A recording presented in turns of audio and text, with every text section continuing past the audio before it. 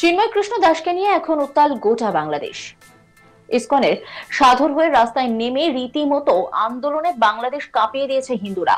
দফায় দফায় আন্দোলন ও বিক্ষোভে গর্জে উঠেছিল বাংলাদেশ, সেই আজ পড়েছে বাংলাতেও।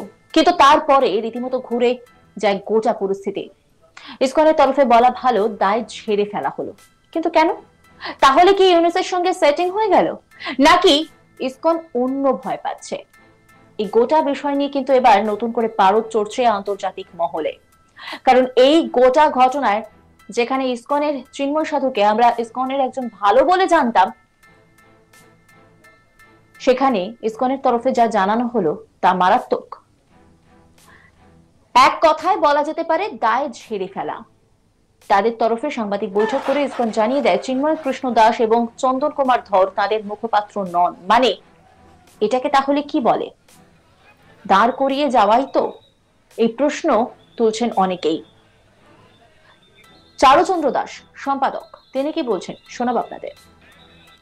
বাংলাদেশ সম্মিলিত সনাতনী জাগরণ জোটের আন্দোলনকে কেন্দ্র করে ইসকন বাংলাদেশকে নিয়ে মিথ্যা বানোয়াট ও উদ্দেশ্য প্রণোদিত অপপ্রচার ছড়ানোর জন্য এক ধারাবাহিক প্রচেষ্টা লক্ষ্য করা যাচ্ছে। গত 5ই আগস্ট গণ অভ্যুত্থানের মাধ্যমে সরকার পরিবর্তনের পর থেকে কিছু মহল আমাদের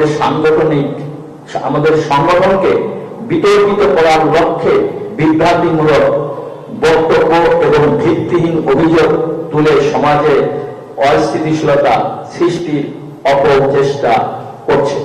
আমরা সবাইকে পুনরায় অবহিত করতে চাই যে অনেক মাস আগেই প্রবর্তক শ্রীকৃষ্ণ মন্দিরের অধ্যক্ষ লীলারাজ গৌর দাস, স্বতন্ত্র গৌরাঙ্গ দাস এবং চট্টগ্রামস্থ পুণ্ডরিক ধামের অধ্যক্ষ চিন্ময় কৃষ্ণ দাসকে সাংগঠনিক শৃঙ্খলা ভঙ্গের দায়ে ইসকনের সাংগঠনিক পথ পদবি সহ ইসকনের যাবতীয় সাংগঠনিক কার্যক্রম থেকে অব্যাহতি দেওয়া হয় এবং উল্লেখ করা হয় যে তাদের দ্বারা সংগঠিত কার্যক্রম ইসকনের কার্যক্রম নয়।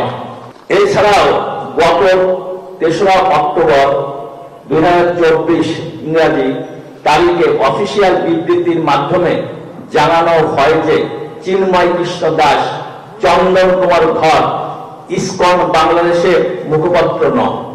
তাই তার বক্তব্য সম্পূর্ণ তার স্বতন্ত্র গৌর দাস ও চিন্ময় কৃষ্ণ দাসের বক্তব্য এবং কৃতকর্মের জন্য ইসকন বাংলাদেশ কোনোভাবেই দায়ী নয়। প্রসঙ্গত কিছুদিন আগে বাংলাদেশ উত্তাল হয়ে গিয়েছিল। গ্রেপ্তার করা হয়েছিল চিন্ময় কৃষ্ণ দাসকে। এরপরই গর্জে ওঠে গোটা বাংলাদেশ। তার বিরুদ্ধে দেশদ্রোহিতার অভিযোগ এনে তাকে গ্রেপ্তার করে বাংলাদেশ সরকার। এরপরে অনেক জল গড়িয়ে গিয়েছে, তার নামে অনেক কিছুই সামনে চলে এসেছে। এলাকায় এলাকায় তার সমর্থনে হিন্দুরা গর্জে ওঠে। প্রতিবাদী হিন্দুরা তারা কি বলছেন শোনাব আপনাদের। আমাদের প্রভুর কিচ্ছু হলে আমরা জীবন দিতে রাজি আছি। শাহবাগে আমরা শান্তিপূর্ণ সমাবেশ করতেছি প্রভুর মুক্তির জন্য, সেখানেও আমাদেরকে আক্রান্ত করা হচ্ছে। তাইলে আমরা কোথায় নিরাপদ?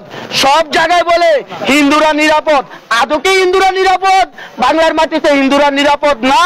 1971 সালের পর এই পর্যন্ত হিন্দুরা ধাপে ধাপে নিপীড়ন হচ্ছে। একটা পর্যায়ে এই দেশে হিন্দুরা আর থাকতেই পারবে না। আমি অবিলম্বে আমাদের চিন্ময় প্রভুর মুক্তি কামনা করছি। আমি ডক্টর ইউনূস স্যারকে বলবো যে সোনাতলির দিকে তাকান। সোনাতলির রক্তে এই দেশের সাথে মিশে আছে বাংলার ভূমি।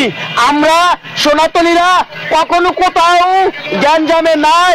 স্যারকে আবারও অনুরোধ করব, চিন্ময় প্রভুকে অবিলম্বে মুক্তি দেওয়ার নির্দেশ দান করুন, নির্দেশ দেন। কিন্তু বাংলাদেশ তাদের অবস্থানে রীতিমতো অনড়। হিন্দুরা রাস্তায় নেমে তাকে ছাড়ার দাবিতে সোচ্চার হয়। এরপরে ইসকনের ভূমিকা নিয়ে দিকে দিকে প্রশ্ন উঠে যায়, হস্তক্ষেপ করতে হয় কোর্টকে। কিন্তু এবার এই গোটা বিষয়ে নিজেদের দায় কি ঝেড়ে ফেলতে চলেছে? প্রতিবাদী আরেক হিন্দু তিনি কি বলেছেন শোনাবো আপনাদের। আপনারা সবাই অবগত হয়েছেন অনলাইনের মাধ্যমে আমাদের শ্রীমান চিন্ময় কৃষ্ণ ব্রহ্মচারী, যিনি আমাদের বাংলাদেশ সম্মিলিত সনাতনী জাগরণ জোটের মুখপাত্র, তিনি ঢাকায় এসেছিলেন।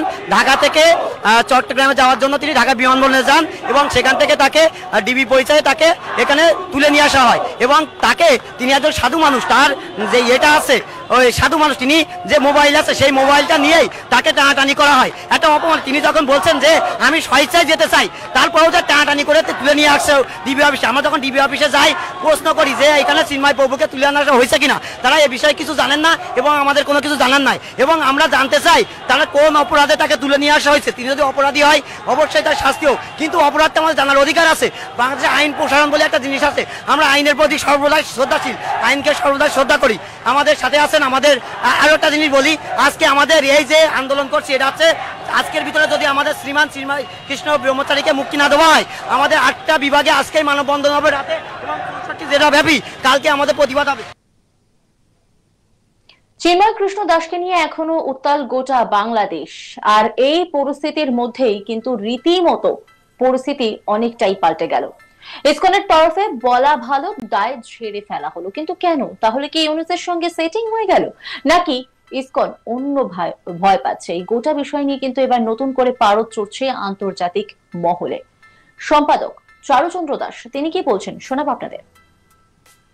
বাংলাদেশ সম্মিলিত সনাতনী জাগরণ জোটের আন্দোলনকে কেন্দ্র করে ইসকন বাংলাদেশকে নিয়ে মিথ্যা বানোয়াট ও উদ্দেশ্য প্রণোদিত অপপ্রচার ছড়ানোর জন্য এক ধারাবাহিক প্রচেষ্টা লক্ষ্য করা যাচ্ছে। গত 5ই আগস্ট গণ অভ্যুত্থানের মাধ্যমে সরকার পরিবর্তনের পর থেকে কিছু মহল আমাদের সংগঠনকে বিতর্কিত করার লক্ষ্যে বিভ্রান্তিমূলক বক্তব্য এবং ভিত্তিহীন অভিযোগ তুলে সমাজে অস্থিতিশীলতা সৃষ্টির অপচেষ্টা করছে। আমরা সবাইকে পুনরায় অবহিত করতে চাই যে অনেক মাস আগেই প্রবর্তক শ্রীকৃষ্ণ মন্দিরের অধ্যক্ষ লীলারাজ গৌর দাস, স্বতন্ত্র গৌরাঙ্গ দাস এবং চট্টগ্রামস্থ পুণ্ডরিক ধামের অধ্যক্ষ চিন্ময় কৃষ্ণ দাসকে সাংগঠনিক শৃঙ্খলা ভঙ্গের দায়ে ইসকনের সাংগঠনিক পদ পদবি সহ ইসকনের যাবতীয় সাংগঠনিক কার্যক্রম থেকে অব্যাহতি দেওয়া হয় এবং উল্লেখ করা হয় যে তাদের দ্বারা সংগঠিত কার্যক্রম ইসকনের কার্যক্রম নয়। এছাড়াও গত 3রা নজর রাখুন আজ তাক বাংলার ইউটিউব স্ট্রিমিং এ।